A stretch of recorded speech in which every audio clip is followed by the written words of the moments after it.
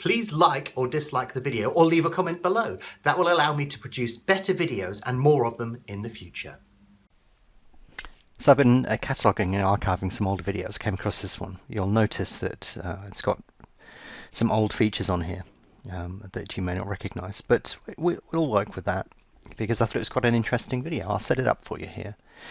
Basically, we're joining this race and there has been a fair amount of activity. The favourite's been backed in quite a bit. And we're waiting to see what happens when the market really begins to spring to life. So you can see here, there's a couple of £2 orders waiting at 180 and 178. But it looks to me that we've reached about the low as to where people want to go. So you can see I'm flicking, having a look at a couple of other runners.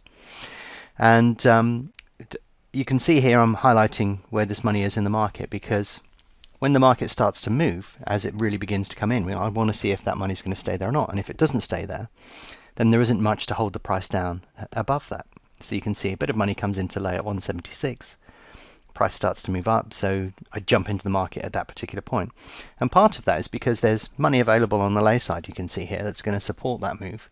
But there's virtually nothing on the back side.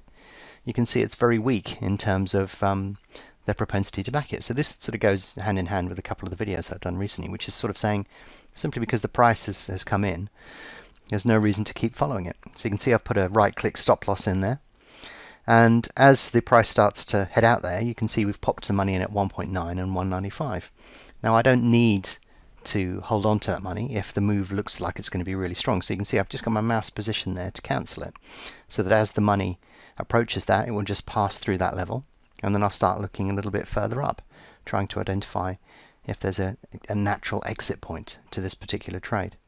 So you can see I've just fed some money back in there, feeling that perhaps the position is slightly overweight, and we've still got about £1,000 to get rid of on this particular trade. So you can see I've popped something up there just underneath 2.